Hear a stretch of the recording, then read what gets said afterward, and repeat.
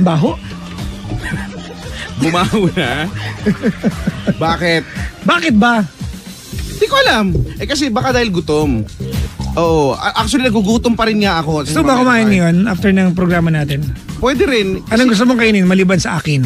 Ano? Ako lang. May magandang linya na. Suka na lang. Okay na yan. Pantanggal no? Patis. Pantanggal ng yaka. Pantanggal ng napakamantika ko ba? Hindi wala naman akong ganong ini-imply na ganon. Ay nako. Sa mga nakanta ba, nga pala, get well soon ha. Get well now kay ano ha. Get well now kay Odi. Kay Melody? Oo, itinakbo niya, inilakad niya ang sarili niya hanggang Medical City dahil ang kanyang blood pressure ay overpressured.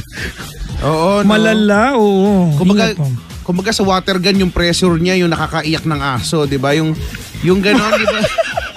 Hindi kasi, 'di ba? Naalala ko kasi. Teka, alam mo ba ano naisip ko? Ano? Ikaw may kahayupang katagtaglan. Ano na? Ibig sabihin nito, Brad, nananakit ka ng aso. Uy, hindi. Yung kapitbahay namin. Para alam nyo, iiyak yung aso. Oy, excuse me. Ay, pag nakita ko alam mo namang dog lover ako. Sasamain talaga. Ayoko. May alaga akong aso, yung kapitbahay namin. Kasi naiinis siya sa mga asong jebs dun sa tapat ng bahay nila, ganyan. Yung mga asong gala ng kung sino-sino, hindi rin namin alam. Kaya pag umaga, di ba, magbawawalis-walis doon, nabibuisit na siya na lagi na lang ganun. So ngayon, meron siyang water. Dati pa to no bata ako, meron siyang water gun na pressurized. Yung binubomba, ang laki niya, ang laki ng water gun. Tapos, pag sumiri talaga, tinalo pa yung bombero. Hindi promise. Nung one time bakit di ba iniisip ko, Brad? Hindi ko alam sa iyo. Diba? O ngayon na timingan niyo yung aso. Iyak yung aso kasi ang sakit. So, ibig sabihin masakit. Pressurized eh. So, na-timingan lang yung aso? Na-timingan. Okay. Saan nag-sorry siya sa aso? Yun. Hindi na umulit yung aso. Nagtanda na siya. Huwag siya maharang-harang. Oo. Garban South. Sabi ng aso, Mana? Haba kasi papalayo na nag-fade na yung sound. Hey, sounds. Ganun nga. Kaya kayo, huwag kayo mananakit. Pabati naman daw ang NLEX Balintawak, sabi ni Noemi. Uy, talaga, nakaantaba yung mga tellers doon. Oo nga. One time, di ba? Ilang beses na ako na dumaan dyan. Oo nga, nakikinig ka. Hello po sa NLEX. Kahit sa SLEX naman talaga ako lagi dumadaan. Pero di ba pagka napapapunta ng Bulacan, pagka napapapunta ng ganyan, natatimingan mo ang lakas ng radyo nila. Yung nakikinig ka. Pagkatapos kala mo may parang umuugong kasi yung pala nakikinig din siya, yung nagdoble yung pandinig mo, 'di ba? Ganyan. Pabati siya, husband ko na nakikinig ngayon, sabi dito, Ricardo Aglubat of Riyadh, KSA, from Marietta Aglubat ng HK. So siya, yung isa KSA, sa HK, Kingdom of Saudi Arabia. Ano yung isa? HK. HK Sun Plaza, di ba? Sa Makapagal. Meron dito. HK TV. Meron dito yung tower dito. HK TV nakalagay. Ano kaya yun, no? Ay, ito na, Chico, bago tayo tumuli, paparinig ko lang yung title, program title po ng aming bagong segment po on Monday. On Monday. Alright, handa na. Ito na mga pangga. On Monday, we'll be having a new segment. Yeah. It will be 11 to 1. Excited na ako. Diba? Pack na pack talaga yung It's so exciting. Purok dekada, ha? Alam nyo na, ha? Yan na yung matagal ko nang tiniteaser. Purok dekada. Pagpasok ko pala tiniteaser. Ganda, no? Yan na, ha? Ngayon na yan. Alam na, namiss kasi ng tao kaya, Chico, yung mga 90s songs. Mga 90s songs. Mga early 2000 songs. Ito yung mga songs na pagka pinakinggan mo na, para diba, parang Shema, ngayon ko na ulit narinig to. Yan, no. Ganan. Sino mo si Matandang Bayo, ibang klase makarya, kakala mo naman katapusan na ng mundo. Bakit? Grabe, teaser pa lang, purok dekada, napaka-nostalgic na. Diba? Ganon yung sinabi.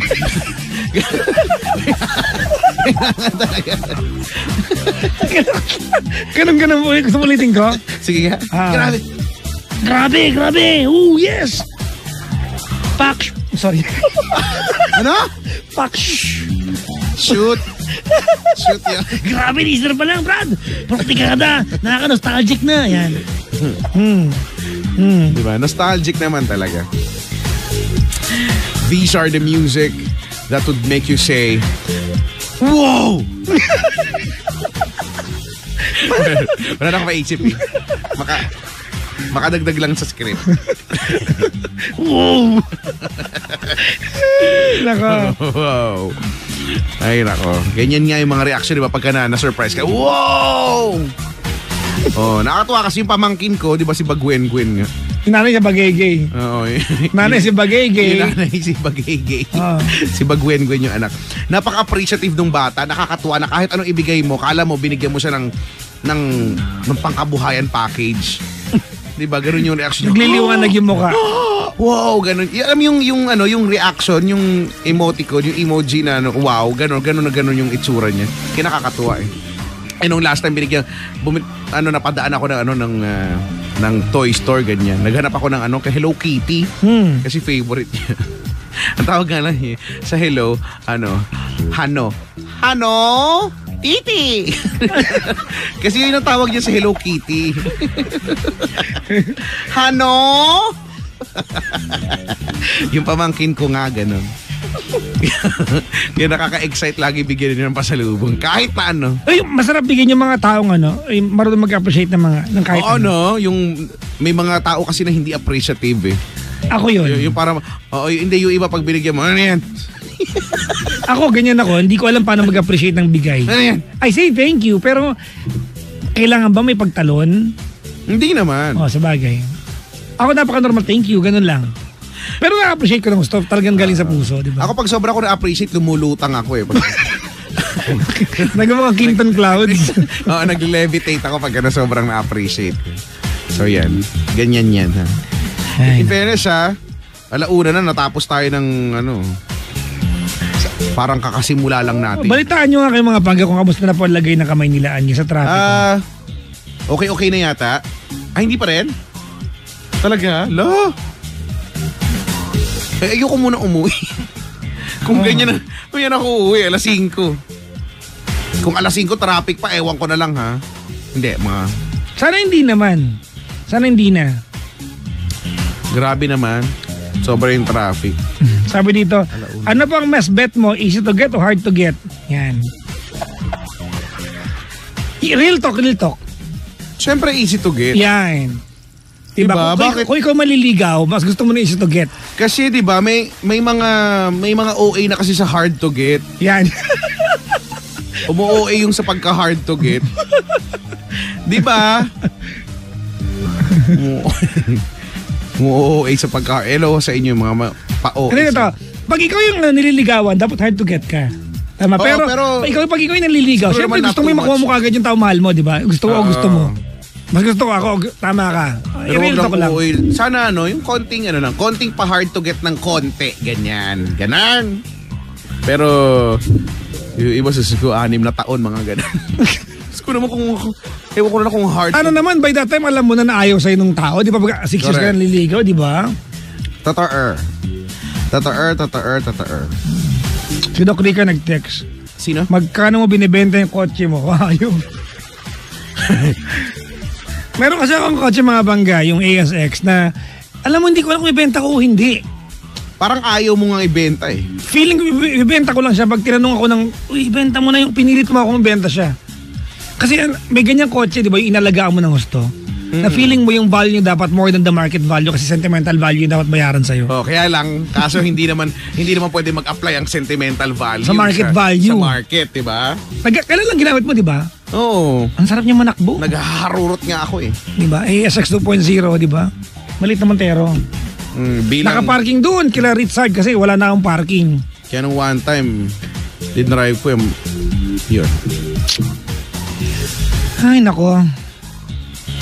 Kumain na po ba kayo? Ay, di pa nga. Safe driving kay Bulansoy ha. Maligayang paglalakbay. Drive. Kain. Alam mo minsan yung kakain ka pero hindi ka nag-enjoy sa kinain mo, yung parang nabusog ka na lang pero nabusog ka lang pero may hinahanap kang lasa na hindi mo alam kung ano. Ay, mayroong ganyan, no? Yung nabusog ka. Nakakapikon pag hindi mo alam kung ano yung gusto mo kainin. Ayun nga, yung ano ba gusto ko kainin? Kumain ka na, may kinain ka. Hindi ito eh. Ito naman. Kumbaga taste buds mo yung gutom, hindi yung tiyan mo. Hindi pa rin ito eh. Ano kaya? Yung katabi ko kaya? No? Baka ito na. Baka siya na. Ganon. Wala lang. K, bye. Ganun nga, Si Arnold, Ay, nako. Alam mo ba ganyan, pag may gusto kang kain, hindi malaman. Umpisa mo yung sa matamis. Matamis? Hindi, umpisa mo sa tanong matamis ba, maalat, malinamnam ang gusto mo. Kasi, di ba, pag nalaman matamis gusto ko, madali nang hanapin eh. Paano kung maanghang? Brad, kung maanghang, di ba, sili sa kusina, nguyain mo na lang. Maalat, matamis, maanghang, mapakla, mapait. Sino may gusto ng mapakla? Yung saging, di ba? Yung yung saging yun, yung pag sa mga nag-LBM. Meron ba nun? Latundan. Papakla ba yun? Latundan, di ba? Yung latundan, yung dapat yun, hindi, kapag medyo hilaw. Yun daw yung mas effective, yung mas medyo hilaw, yung medyo mapakla-pakla. Talaga? Yung tipong kapag kinain mo, parang may something sa bibig mo na, mapapapwe ka. Si Arnold nagtatanong kung kasal daw ng ex mo. Tapos kinuha kang singer, ano daw ang kakantahin mo? Hayop! Ano lang, courtesy na lang. Maawa ka naman doon sa kakasalin. Kunyari nga ganon, kasal ng ex mo. Kinuha kang singer, no? Di ba? Parang Jollibee commercial lang peg no? Yung best friend commercial nila. Yung Bohemian Rhapsody siguro. Di ba? Mama just killed a man. I'm just a little silhouette of a man. Scaramouche. Ganon, ha? Ay, nako. Suggester, no? Ipagsasuggest parang kakainan. Gusto mo pa yung malayo pa? 24 hours daw. Kanina nagpinakbet na ako eh. Oo, dito may malapit sa atin dyan, pinakbet.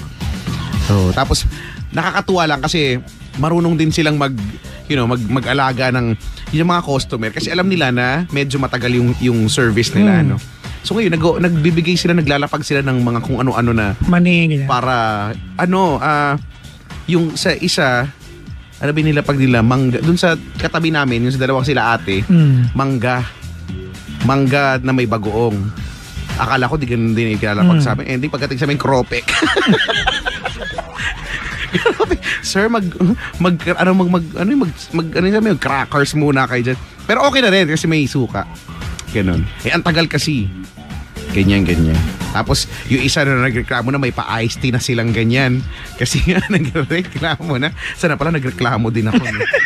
Mareklamo ka pa naman. Ano to? Ay, sir, ito na lang po ice cream. Magagagalan ako. Bigyan ka main course eh. Meron naman pala, no? Ba't ang tagal-tagal? Ay basta, ilaw sa inyo. Ang gagawin natin? Uuwi na ba tayo? Pumunta ko ba nanay ko sa Bulacan eh. Oo nga. Manonood ko nanay. Manonood ko si best friend. At saka yung nanay niya, yung nanay ko. At saka yung pamangkin ko. Ooh. Diba? Oo. Sabado, Linggo. Ang mga gawin. Hindi ko alam eh. Nananahilig ako sa bahay. Uy, mga panggawa may gabi po. Sabado na, nasa Paddy's Point, San Lazaro. Sa Linggo, Paddy's Point. Binyan. Binyang, Binyang. Sabado, Paddy's Point, San Lazaro, Paddy's Point, San Lazaro on Saturday. On Sunday, Paddy's Point, Binyang. Binyang daw. Oo nga, ha? Makauwi na nga ng Binyang. Makatulog na doon. Siya? Game na. Anong gusto mong last song natin maliban sa... Ang last song natin ay... Somewhere over the rainbow always lights up our lives. Simple pleasures are made special too. Malapit-lapit na kami magtugtog ng mga pangpasko, ha? Abang-abang lang kayo. Looking through some... Ba't gano'n, no? Pag pinakinggan mo si Jose Marichan, kala mo ang easy lang nung kanta, pero kantahin mo ang hirap. Kaya. Ang taas-taas kaya.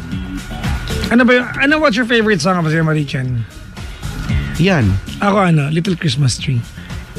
Paano yan? Little Christmas Tree, no one to Little buy Christmas Tree, arureta. Tereno shino. Mitsukawa tashi, etsukanari, ten ten ten ten, shareru. Broda, iba na yan, Chong. Ay, iba na yan. Saan ba to? Sa Daimos? Saan ba? Voltes 5? Ang last song ay... Ito, wait lang maganda to. Ang laso na lang natin yung bagong paborito ng bayan. Ito nga, wait lang. Hindi naman yan yun eh. Ang laso natin ay una ay pira-ikot-ikot. Sunod ng ikot-ikot lang. Tapos dahan-dahan lang ni Lona. Tapos dahan lang ni Maha Salvador. Ano ba yan? May nagtanong sa akin, saan daw ba napagod si Sarah? Sa paikot-ikot o dun sa kilometrong layo? Hindi ko alam kung saan siya napagod eh. Anong gusto mo last? Kulang pa isa. Unahin natin yun sa'yo. Ha? Ano nga ba yan? Ano? Yung gusto mong bagong kanta? Mga Tagalog yung kanta mo eh. Ano yan? Ha? Ano yan? Yung kanta ni Ed Sheeran. Perfect. I like that. Sige, unahin natin. Maganda kaya yun. Alright. Pangkasal na pangkasal, no? You look perfect tonight. Ganda kaya, no? Alright mga bangga, papaalam na kami niyo sa inyo. Maraming salamat sa pagsama sa amin. Thank you very much for being with us in the past 4.5 hours. Actually 4 lang kasi late ako na 20 minutes. 9, 10, Osya, mga pangga. Meron ka bang bilin? Ang bilin ko, walang dadalaw sa Monday. At Tuesday. Hindi rin ako live noon. Oo, so wag ha. Apo. Kasi nga baka mamaya kasi masayang yung pamasahin ninyo, no, yung pumunta pa galing pang malayo. So, unless gusto niyo pong kakwento ko si Daddy Flor, yung guard namin dito. Si Tatay Flor, okay. Willing si Tatay naman po Jimmy, siya. Di ba? Apo. Mamili kayo. Wednesday na kayo bumalik. Wednesday Dumalaw. na. Ha. Opo. Maglalakwatsa lang po ang inyong mga kalingkuran. Oo. Pero isasama namin kayo sa lakwatsa namin. We will do a live show. Yan, ha. Mag-live show namin si Jimbo. Yan. Si Linday, ha. Ay. Magla-live siya doon ng pagbabasa. I-follow niyo po ako sa mga social media accounts ko. Kuya Chico 1067. Huwag niyo po i-follow, alam niyo na yan. Maraming salamat. I-follow, iboto niyo siya. Yeah, iboto niyo ako sa Lionheart TV Aurora Awards. Ilan na lamang ko? Ang lamang mo ay 3,000? 3,000 na? 3. I'm leading the race. Thank you very much. Means a lot. Diba? Congratulations. Mga pangga, babay na po sa inyo lahat. Ako po ang inyong lingkod. Kada Friday sa programa, Hoy Gabi na! Umaga na! Papa Jackson is my name. Ako po si Kuya Chico. Dito lamang sa number 1 06.7 Energy FM Pangga. Huwag mo sabihin radyo, sabihin mo. Happy weekend!